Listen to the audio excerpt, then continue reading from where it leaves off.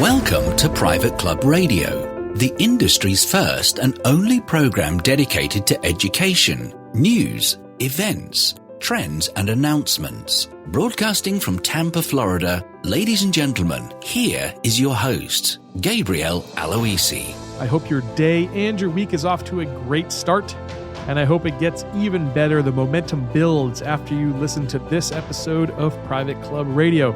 So happy to be here with you once again. Today we're going to be joined by Peter Nanula, Chairman of Concert Golf Partners. If you didn't listen to Peter's last appearance on Private Club Radio, episode number 16, definitely recommend you check that one out. It was one of the most listened to episodes in Private Club Radio history. Peter also is joining us monthly for the Board Chats presented by Concert Golf Partners segment, where we're chatting with real-life board members. But today, Peter is going to be discussing his top 10 misconceptions, his top 10 myths at private clubs. It is a list chocked full of goodies and some surprises in there. Well, you'll probably want to find out if your club is committing any of these mistakes. If they're subscribing to any of these myths, you're going to want to right the ship and get your club back on track. Peter's going to offer his expert advice and provide some solutions to stay away from some of these traps. I think you're really going to enjoy today's episode. He's up right after these messages. Our webinar series resumes January the 4th with special guest Michael Crandall. Visit privateclubradio.com/education to register today. Hello there. I have a question for you. How impressed are members with the cleanliness of your club? To attract new members and keep current ones happy, your club must provide the best cleaning and maintenance service possible. Elegance Cleaning Service specializes in country club cleaning. We'll create a custom cleaning program where members can see and actually feel the difference. Don't accept par for the course at your club. Visit clubelegance.net and step up your cleaning game today. Today, we're joined once again by Peter Nanula, Chairman of Concert Golf Partners. Peter was recently recognized by Golf Inc. as one of the most influential people in the game, just behind Donald Trump, by the way. Peter's involvement in the club industry dates back to 1993 when he purchased Arnold Palmer Golf Management. With 30 club acquisitions in a 7-year span, he and his team grew that small company into a $100 million revenue-producing owner-operator of clubs nationwide. Arnold Palmer Golf has continued to grow and acquire clubs after Peter's exit in 2000. Currently, Peter heads Concert Golf Partners, which is a boutique collection of upscale private clubs. Concert Golf has a large pool of patient capital, and they use that to recapitalize member-owned clubs that have debt they should pay off and capital projects that they want to invest in. Peter, welcome again to Private Club Radio. Yeah, thanks for having me, Gabe. Peter, were you close with Arnie? Yeah, for most of the 90s, we were really close. We lived downstairs from Arnie at the Bay Hill Club in Orlando, and so saw him almost every day for the half of the year that he was in Orlando. Well, we know the impact he had on the game of golf, but for you, what was his legacy in terms of what he left behind for the private club industry? Yeah, boy, he had an impact on so many people worldwide. So we were a very small part of that. I would say he was just such a role model. Personally, you meet a lot of people in your career, and he just had a striking ability to look you in the eye, make you feel like you were the only person that mattered. And he just treated everybody with kindness. And it sounds trite to say that, but if we could all just kind of remind ourselves to sort of treat people the way Arnie did, it'd be a lot better place. I think you're right about that. So to begin, can you give folks a background on Concert Golf? Yeah, so Concert Golf Partners is a firm with $150 million of equity capital to invest in upscale private clubs, to preserve them, to enhance them, and to operate them for the long term for the membership. That's what we do. We focus just on the upscale private clubs. And what's the state of the club industry as it relates to debt? Yeah, so debt is one issue. It's not the only issue, but I would say there's a surprisingly large number of these private clubs that are carrying very high levels of debt.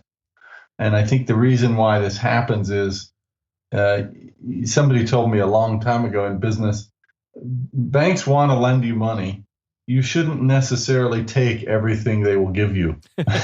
Probably good advice. Most private clubs are just trying to get a project funded. And so what's the cheapest, easiest way to get it funded? So they just borrow the most that the bank will give them. Mm-hmm. The problem is, as you know, if you've got a house with a mortgage, you got to pay it back, and you got to keep paying it back without ever missing a payment. Right.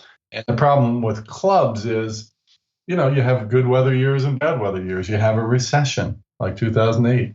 There's a lot of issues that happen in the cyclical club industry that sometimes make those debt service payments a problem. Mm-hmm. And the cash flow going out the door to your bank to make those payments every year is money you can't spend doing the next project at your club. Right. So people really shouldn't borrow as much as they do at most clubs. And, we're trying to help with that problem.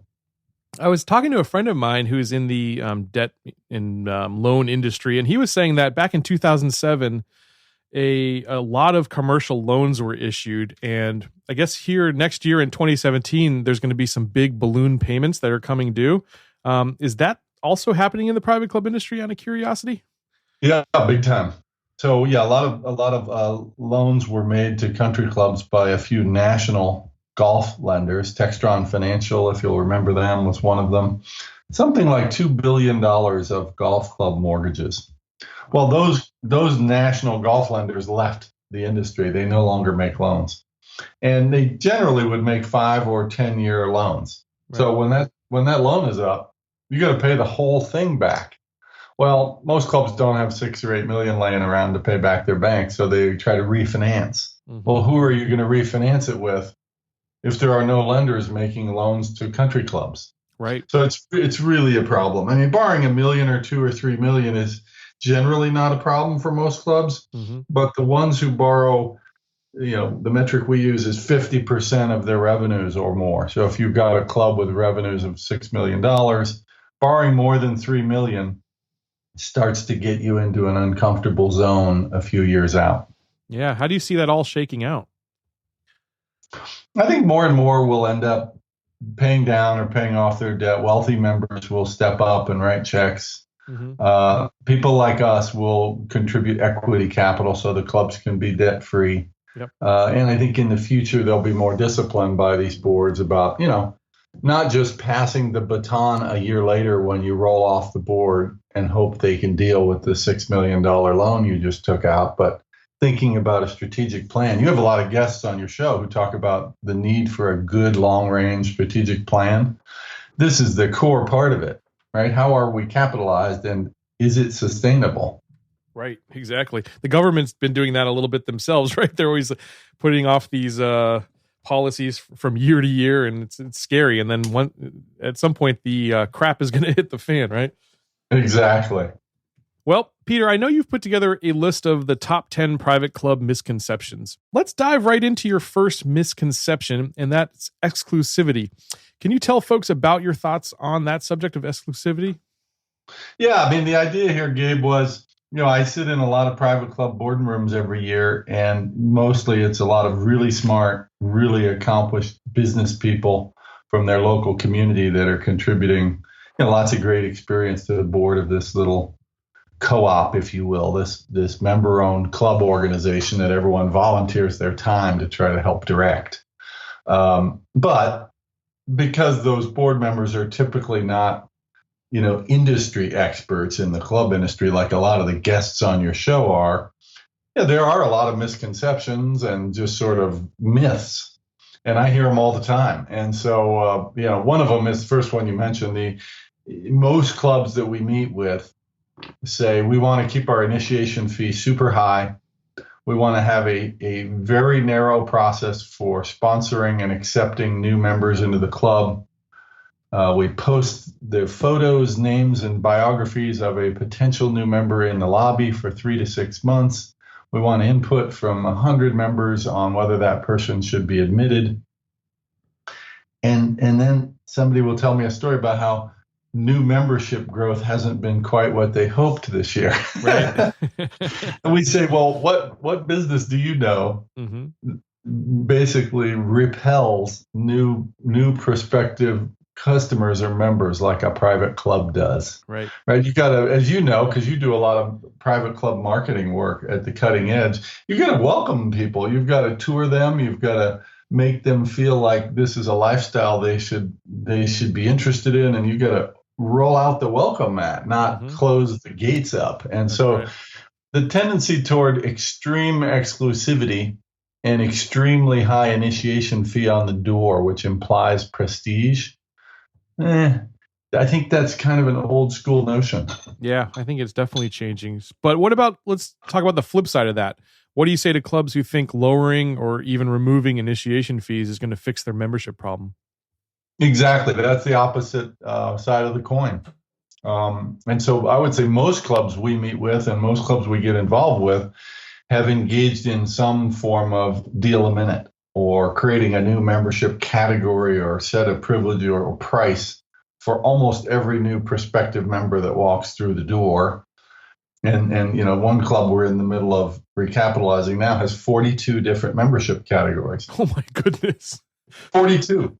Wow. So the problem is it's very hard for new members in the market or just the sort of chatter in the local club market to make sense of a club that's cut so many deals. Right. I know Gabe, he got in for 11,000. I know another friend who got in for 5,000 down and 3,000 a year for 6 years. I mean, deals and deals and deals. And clubs need pricing integrity. Yep. And they need a strong reputation where, every prospective member that looks at the club needs to say, there's a value there. The club knows what their value is, and people seem to believe in it.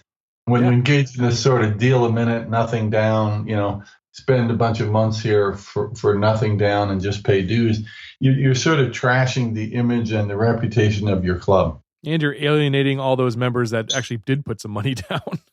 Precisely. Yeah, it's a scary thing once you become a discount house. It's very difficult to go back. Once you start, selling the farm, it's tough to get that back in the marketplace. Any kind of reputation. I'm proud to say we've gotten involved with a number of the clubs you see on our website. We're down to a zero initiation fee, or half or less what they were charging at the peak. Right. And at every one of our clubs, the initiation fee is back up, rising every year, and in some cases higher than it ever was. And it's just price discipline, right? And the constant marketing to welcome new people in and create demand for your club by making it nicer. And then once you get some demand, you cannot fall prey to the tendency to cut a deal to get somebody in this month. You've got to just say no. It's $15,000 to join, and if you can't pay, then we'd love to keep meeting with you. But at the point when you can pay, we would love to have you. Right. I actually like the Rolex model. So like every year, Rolex is going to raise their prices 2 to 3% or something like that, and everybody knows it. And so what happens is right before that happens, a lot of people actually purchase because they want to get it at the best rate. So I'd almost like to see something like that happen at some of our clubs. Because it instills value, and you stand behind your product at that point. Yeah, no one questions the value and prestige of a Rolex. Right, exactly. All right, well, let's move on to your next one here on the list. Is clubs often assume that they should tread lightly with banking institutions that they owe money to. In your opinion, Peter, what instead should they do? Yeah, we see this a lot. So you borrowed $6 million a bunch of years ago to do that new clubhouse addition or greens renovation project and other things. And now the $500,000 a year debt service payment is really choking the club. We can't spend more on new projects this year, and cash flow is just tight. We need to add more debt dues or assessments to pay for our debt service payments, and we're losing members because of it. So it's just typical. And then we'll go in and meet with them because they're looking for capital options, and we'll try to help educate them about their choices.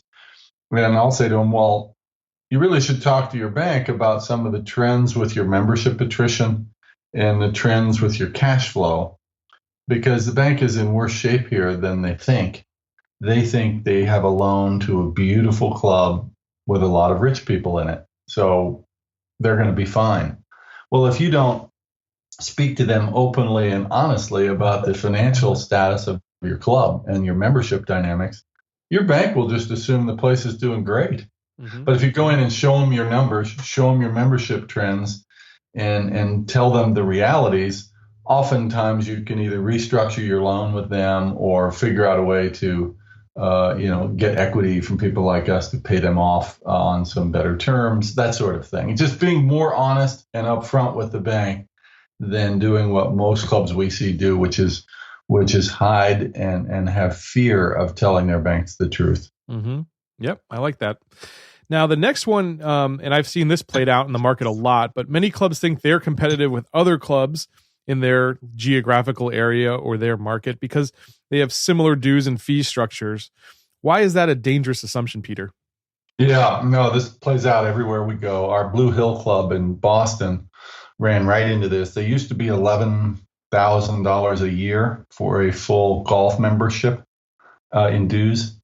And through a series of capital dues, debt dues, clubhouse dues, all the various reasons why clubs will pass the hat, split the bill 350 ways, all of a sudden you've got a series of extra charges on your bill. They were up to $15,800 a year. Well, we have a great golf course, we're an elite club. Well, the truth is, the Country Club in Brookline and Charles River Club are super elite, 60,000, 100,000 or more to join. Mm-hmm. And their dues are 15 or 16,000 a year. Right. The notion that your club, which had most people paying 11,000 a year in dues for a long period of time, really is directly competitive with those super elite clubs, it's nonsense, right? You're an $11,000 or $12,000 a year club charging $16,000 for your product. How would that work in the world of Rolexes or cars or anything else? It just doesn't work. Right. And so, that's one of the most difficult conversations I have with club boards is show me the comparable club sheet and let's look at the pricing. And usually the club has gotten itself priced a little bit out of its true market value. And I like to see clubs just embrace what they really are. Like maybe you're not the most prestigious club, maybe you're the fun club in town, and that's okay too, Yeah, those are the ones that we see thriving. Yeah. Family, fun, social. Those are doing the best. Exactly. So, in your opinion, how do you sort of come to the realization of what you are? Would you do a survey? How would you go about kind of finding out what is our club actually all about and who should we be attracting? Yeah, no. Well, this is your world, Gabe. So you know about membership marketing, but the real problem is insularity. If your sole input is 10 or 15 board members sitting around the table deciding what we are, you're missing it already. Right. You've got to get outside people from the club industry or beyond who are, mystery shopping the other clubs, have experience like you do from multiple markets around the country, fly in, do a comparables analysis, visit the other clubs, and come back with an assessment of where does this club fit in the market. If you're just listening to yourselves around your own board table, you probably have a distorted view of what your club is. You're absolutely right. I think it's the complete opposite of that. Like, ask your market, ask the people who aren't members of your club in your city, what do you think this club is all about? They're the ones who are really in the best position to tell you. So that's great advice. Yep. There are a lot of clubs out there who believe they're purchasing their course and clubhouse supplies very efficiently. Do you find that's actually true, Peter? Never. So what we've heard from vendors is our single most profitable account is a standalone member-owned club. We charge them our highest prices, and we make the most money on them. And the reason is it's a standalone club. They don't have any purchasing power over multiple facilities. And we have a national account program. We're a volume buyer of everything from seed and fertilizer and chemicals to golf carts and food and liquor and all of that. And in general, we can save between $200,000 and $300,000 a year buying the exact same products from the same vendor. We just have a different pricing sheet from them because we're a platinum customer or whatnot. So that's one of the aha moments for the board. They're thinking, wait a minute, for the exact same stuff we're buying on the same truck that unloads, we could save $200,000 or $300,000 a year and nothing else changes. Mm-hmm. It's kind of a no-brainer. Yeah. But they'll ask their general manager, go out and get some good deals for us. And the problem is your general manager or your controller can be really savvy. But if they're not buying for 10, 15, 100 clubs, there's no way that they're going to get the deals that we get. Right. Exactly. And to be quite frank, there's probably other things that maybe their time would be better served anyways, right? Exactly. Keeping the members happy or what have you. Yeah. How about specifically, how about superintendents, Peter? Yeah, you mean on the purchasing side? Right. Yeah, a lot of the savings is in the agronomy area. So seed, fertilizer, chemicals, maintenance equipment. The superintendents are scientifically sound, smart, really understand the biggest asset of a club, the golf course.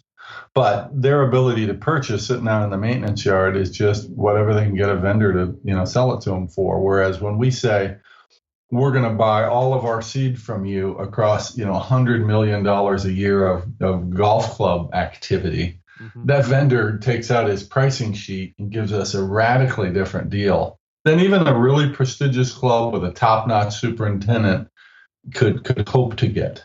Right. Yeah, exactly. Now, every club also thinks their superintendent is God's gift and they have the best greens and all that. What would you say about that misconception, Peter? Yeah, that's one of the biggest misconceptions we see. And sometimes there are sort of rock star superintendents who are creative and do amazing work in the agronomy area with some difficult grasses and weather conditions, and they have a very deserved reputation. But I would say over half of the board meetings I go into, the board members who all come from business or, medical or lawyers or some other sort of background, they might be really good golfers and love the club and love their golf course. But in truth, most of them don't have in-depth knowledge about agronomy or the science of it. And so when a good superintendent comes in, every month and talks about his budget or his equipment needs or whatnot, most boards don't really know what that person is talking about, truth be told. And so the answer is more than half of these boards will say, we have the single best superintendent in the state. And then we go in there with our team of agronomists, work side by side with that superintendent. Golf course conditions get better. We save $100,000 a year on purchasing. And people say, wow, what did you guys do? And the answer is just more eyes and ears, more experience, and getting away from this silo mentality of one club, one person, and that's our only perspective on our golf course or our dues or any of that. Right. How about clubs who believe they're attracting top talent? You sort of alluded to this with the superintendents, but in general, I think clubs think they're attracting top talent across the board. I know you believe it's many times a fallacy. How instead would you recommend they go about hiring the right folks, Peter? Yeah, so normally the clubs we meet with are among the top clubs in town, so they're prestigious. The members are affluent. The golf course has hosted major, sort of USGA caliber events. And so they presume from the boardroom, we're one of the most prestigious institutions in our whole town. So we're probably getting the best labor force, the best people applying for jobs because this is a really elite place in our city. And some of that is true. On the other hand, if it's a standalone silo club, there's not a lot of upward mobility for most of that staff. There's not a lot of accountability. The board is part-time, volunteer, non-experts in the business. So who's really spending time with those staff members aside from the general manager? Are they getting other input from experts in their field?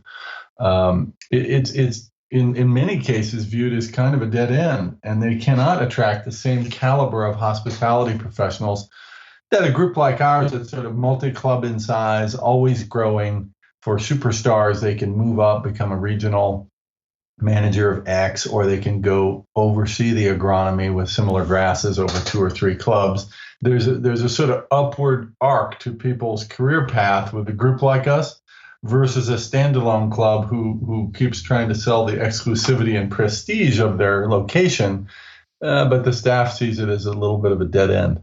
Right. Yeah, exactly. Now, what would be your best tip, in terms of hiring the right people? Do you have any top ones? Because I know you've hired some pretty good folks out there. Yeah, I mean, we're not perfect, and we're always trying to get better. And the whole sort of HR area, it's got to be everyone's top focus because it's all about the people. right? It's not just the service you provide, but at a club, we all know that the members really bond with the staff and become part of a sort of family at the club. So it's all about the people. Yeah. And I would say we just try to cast the net wider. We try to do job fairs more broadly. We try to get people from different backgrounds. It wouldn't necessarily just be from other clubs in town. Mm-hmm. Hotels, restaurants, tourism, hospitality of all kinds. You find a lot of people with sort of great mentalities in all those areas. They can be taught the club business and the nuances of being at a private club, but it's really hard to replicate somebody with that bright, shining personality who really loves to serve people. Right. And so casting a wider net really helps. I like that, getting into different markets. That's good. Now, after that great round on the best greens in town, most people walk into their club's 19th hole or their grill room or their fine dining restaurant, and they think that they've got the best food in town as well. So why is that a misconception, Peter? Yeah, well, sometimes they do. They've hired the superstar chef, and that's pretty impressive to board members that we got so-and-so from this fancy 5-star restaurant in town. And that sounds pretty cool, and sometimes it works. Oftentimes it doesn't. You've got now somebody who is used to running maybe a restaurant with star power, and so the way that restaurant in town, draws customers in is through a very specific, sort of flair or menu or what have you, and that worked downtown. But at a club, you've got all the different day parts at a club. You've got very casual, I just played 4 hours worth of golf and I want to come in and get a burger and a beer. And some chefs will say, geez, that's not why I'm here. That's not why I became a chef. And so a club is a really different environment where you've got to meet, you got to meet kids by the pool. You got to meet casual, informal dining outside. And then there may be some very upscale Friday, Saturday night kind of dining that goes on that's a great fit for your chef. But what about all those other points that we have to serve in our business for food and beverage? So we try to make a better fit with all the different needs, somebody who's much more flexible, somebody who can respond to the needs of the membership, and isn't just sort of moonlighting at the club while they're tending to their sort of high-end restaurant. Yeah. Yep. That's right. Now, the prospect of money making's fairly taboo in our industry. Should clubs start to rethink that? Yeah, this is probably the biggest gulf that I find when I'm meeting with clubs. They'll say, well, we're a nonprofit, 501c7, right? We're not here to make money. We're like our local HOA. How could you possibly make money in the business where we're struggling so much? And frankly, wouldn't that come at our expense of the experience we have here? And this is the biggest misconception of all, right? If you think about your favorite hotel in Tampa or your favorite couple of restaurants in North Tampa where you live, are they nonprofits? No, Nope. Not a single one of them, right? They spent a lot of money to build out that restaurant or hotel, and they've got to make some money in order for that to be a viable business. And same for us. So we're in the business of making money. These are for-profit operations like a great hotel or restaurant, and it doesn't happen by sacrificing quality. In fact, if quality goes down, your members complain, don't want to pay their dues, and leave. That's really bad. So what we generally find is, better service, better food, better golf course conditions, members get happier, tell their friends, and we have a thriving business. So the opposite of most people's fears happen when we arrive. Quality goes up, or else we wouldn't have a very good business. And, we're constantly getting 95, 100% votes from memberships that consider this option after they've called our references, visited our other clubs, and realized, wow, the members here are really happy. The food's gotten better since they arrived. The golf course conditions have gotten better since they arrived. I don't know if those people are making money, but boy, the members are happy. That's basically the punchline we hear everywhere. I love it. That's a good punchline to have. Yeah, absolutely. Now, last misconception here is that most boards think they're doing a great job at long-range planning. What are some of the ways they may actually be missing out? Yeah, I would say this is a trend that a lot of your consultants and kind of industry leaders that you have on your show are making strides in, forcing boards to create a strategic long range plan so that when people come on and off the board, the priorities don't shift dramatically and people don't get off the plan. So I think it's trending in the right direction, but I would still say compared to, Fortune 500 companies or even smaller businesses that have, capital invested in them and have business goals, I would say the strategic planning at private clubs is still operates at the very low end of the spectrum. Mm-hmm. So, there's still a lot of whipsawing.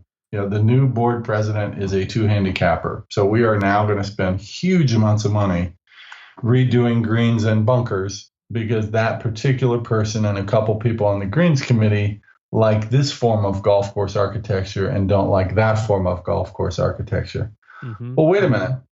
We just did a 5 or 10 year plan that said we redid our greens, 5 years ago, and we got all these issues with casual dining, with women's locker room, with, all these other issues. And just because we had a new board get elected with some new priorities, now we've whipsawed back over to redoing our bunkers and greens 6 years after we just redid them. Right. That's crazy, right? You would never see that at a company in any other business. So I would say we end up spending a lot of time with boards talking about these strategic planning issues, where they're going to get their capital from, which capital projects make sense, and how are they serving the needs of all their members as opposed to a rotating list of sort of niche priorities of the latest board members who rolled on. And generally speaking, they say, you're right, this isn't at all like the boards that I sit on as a person in business. We need governance that is long-term, strategic, well-funded, and we don't have this crisis every 3 to 5 years where we're passing the hat amongst 300 people and changing our priorities. Yeah, and that also has to do with longevity, I would think, of, boards that have people that just sit on the board for a year and then it's a revolving door. I think that they're in much more trouble too.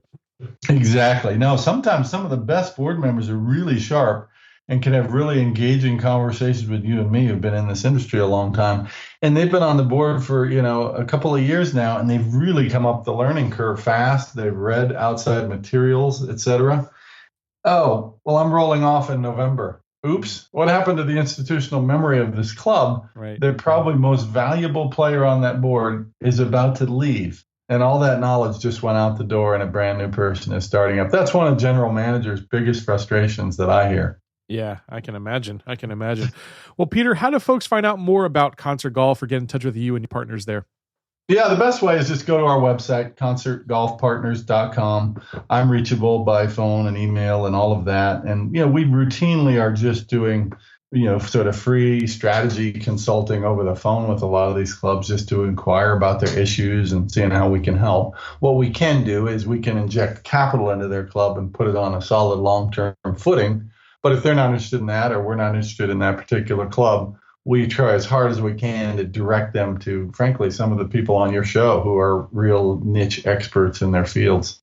Perfect. Yeah, we've got some great ones. Really honored to have some of the guests we've had on here. Thank you so much, Peter. It's great, as always, to chat with you, and hope you have a good rest of your day, man. Yeah, thanks. Love your show. Great insights, as always, from Peter there. Hope to see you back here next Monday for another edition of Private Club Radio. And until then, here's to your membership success. Just because this round is over doesn't mean you can't enjoy the 19th hole. Check out privateclubradio.com for more. Private Club Radio is brought to you by the Private Club Agency, the premier marketing and consulting firm dedicated to helping clubs increase and retain their membership. Visit privateclubagency.com to learn more.